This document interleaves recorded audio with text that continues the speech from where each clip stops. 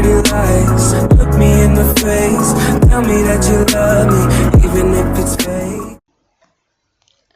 Hello everyone, welcome back to my channel commerce with Anjali Talwar. So आज जो हम topic करने वाले हैं, हम अपना जो सेकंड चैप्टर हमारा स्टार्ट किया हुआ है माइक्रो इकोनॉमिक्स का, उसी को कंटिन्यू करेंगे। और इसका एक छोटा सा टॉपिक है सॉल्यूशंस ऑफ सेंट्रल प्रॉब्लम्स, कि सेंट्रल प्रॉब्लम्स जो हमने पढ़ी थी उसको डिफरेंट इकोनॉमीज में कौन सॉल्व करेगा, कैसे सॉल्व करना है। तो सबसे पहले तो ये बताइए सेंट्रल प्रॉब्लम्स होता क्या है। कौन सी 3 प्रॉब्लम्स हमने कल की क्लास में कवर की थी? What to produce, how to produce and for whom to produce. ये तो याद है ना आपको? What to produce, how to produce, what to produce में हमने पढ़ा था कि क्या बनाना है, कौन से गुड्स बनाने हैं हमें, कैपिटल गुड्स और कंज्यूमर गुड्स, और हाउ मच टू प्रोड्यूस, है ना। हाउ टू प्रोड्यूस में हमने पढ़ा था टेक्निक कौन सी यूज़ करनी है, कैपिटल इंटेंसिव और लेबर इंटेंसिव। और ऐसे ही हमने किस में पढ़ा था, last one is for whom to produce, कि रिच सेक्शन के लिए बनाना है या पुअर सेक्शन के लिए बनाना है। ये तो समझ आया। इसके अलावा एक और चीज़ बताती हूँ, हमने ये डिफरेंट इकोनॉमीज भी पढ़ रखी हैं। डिफरेंट टाइप ऑफ इकोनॉमीज हमने पढ़ी थी, याद करो। Centrally planned economy, centrally planned मतलब कंट्रोल्ड, जो गवर्नमेंट के हाथ में सारा कंट्रोल होता है, तो वो कौन सी होती है? Centrally planned economy. एक होती है हमारी मार्केट इकोनॉमी, जो प्राइवेट सेक्टर के हाथ में, या फिर जो डिमांड फोर्सेज है, डिमांड एंड सप्लाई फोर्सेज, उसके अकॉर्डिंग सारा काम होता है। और एक आती है हमारी मिक्स्ड इकोनॉमी। कौन सी? मिक्स्ड, जो हमारी इंडिया की है, जिसमें दोनों चीज़ें आ जाएंगी, हमारी सेंट्रली प्लान्ड भी और हमारी मार्केट इकोनॉमी भी।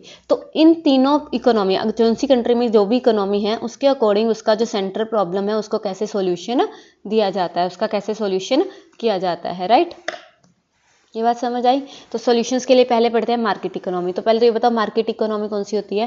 कहता मार्केट इकोनॉमी एक फ्री इकोनॉमी होती है, मतलब producers are free to decide what to produce, how to produce, for whom to produce. तो सब किसके हाथ में है? प्रोड्यूसर्स के हाथ में। तो मार्केट इकोनॉमी में याद रखना बेटा, इंपॉर्टेंट कौन है?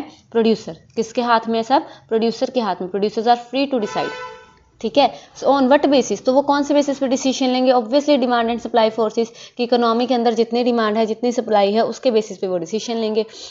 अब प्रोड्यूसर तो बेटा वही व्हाट टू प्रोड्यूस वही बनाएगा ना, जिससे उसको मैक्सिमम प्रॉफिट मिले, है ना। So will choose to produce, तो जो प्रोड्यूसर है वो will choose to produce those goods the prices of which are relatively high, क्योंकि जब प्राइजेस हाई होंगे तभी उसको प्रॉफिट हाई मिलेगा, है ना। So that their profits are maximised, because they are interested in maximising their profit. ये बात समझ आई। और उसके बाद वो हाउ टू प्रोड्यूस, कौन सी टेक्निक यूज करेंगे जिससे उनकी कॉस्ट कम आए और क्वालिटी बेटर हो, है ना। तो वो इनपुट्स यूज करेंगे जिसका प्राइसेस कम हो, मतलब कॉस्ट कम आए, so that cost of production is minimised. और वो किस सेक्शन के लिए प्रोड्यूस करेंगे? तो ऑब्वियसली वो रिच सेक्शन के लिए करेंगे, क्योंकि वो उनको बेटर प्राइस जो है ऑफर कर सकते हैं।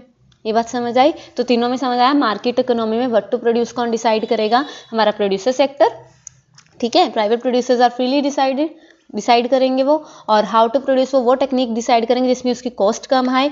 और फॉर होम टू प्रोड्यूस वो सेक्टर के लिए डिसाइड करेंगे जिसमें उसको प्रॉफिट ज़्यादा मिलता हो, राइट।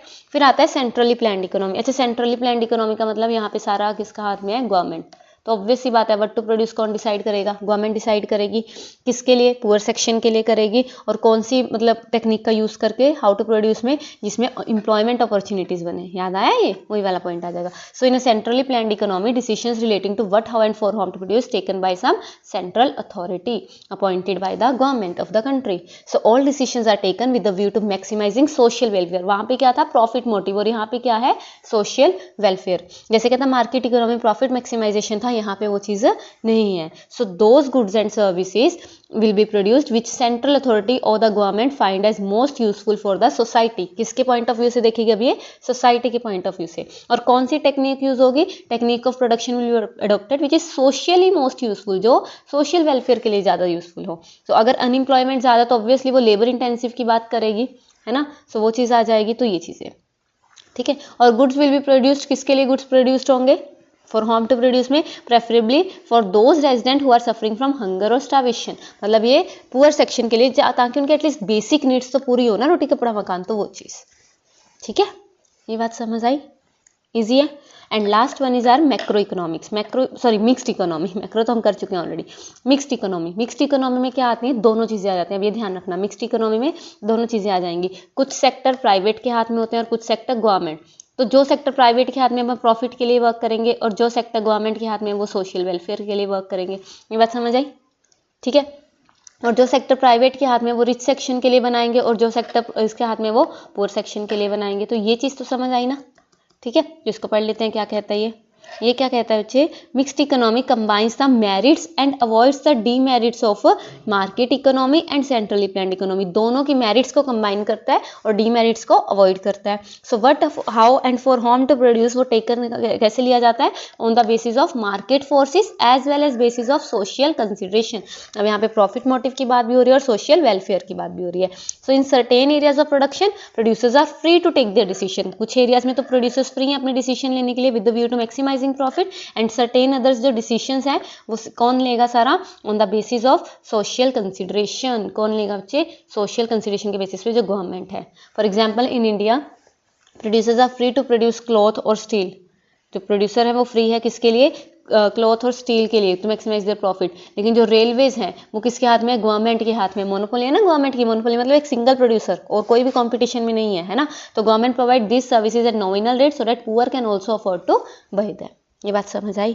तो तीनों प्रॉब्लम्स को अकॉर्डिंग टू 3 डिफरेंट इकोनॉमीज हम कैसे सॉल्व करते हैं, कौन डिसीजन लेता है, वो आप जैसे तो लास्ट क्लास में मैंने आपको ये करवाई दिया था इसका डिफरेंस, तो उसी से आपको बहुत अच्छे से क्लियर हो जाना चाहिए। तो ये क्या कहना चाहता है, कहते हैं in market economies the central problems what, how and for whom to produced are solved through market forces of demand and supply. मतलब यही चीज़ यहाँ पे इंपॉर्टेंट है कि अगर वो इकोनॉमी कौन सी है बच्चे, मार्केट इकोनॉमी है, तो कौन डिसाइड करेगा, मार्केट फोर्सेज ऑफ डिमांड मतलब प्रोड्यूसर।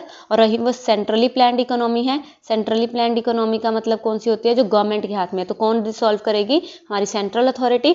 और वहीं अगर वो मिक्स्ड इकोनॉमी है, मिक्स्ड इकोनॉमी मतलब दोनों चीज़ें हैं, तो दोनों market forces as well as central authority अपना रोल प्ले करेंगे, प्रॉफिट्स भी होंगे और सोशल वेलफेयर भी होगा।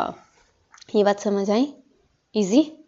तो आज का टॉपिक आपका कंप्लीट होता है। नेक्स्ट क्लास में हम प्रोडक्शन पॉसिबिलिटी कर्व को स्टार्ट करेंगे। तब तक के लिए आप यहाँ तक इस चैप्टर को कंप्लीट कीजिए। Thank you so much. Tell me pretty lies, look me in the face, tell me that you love me, even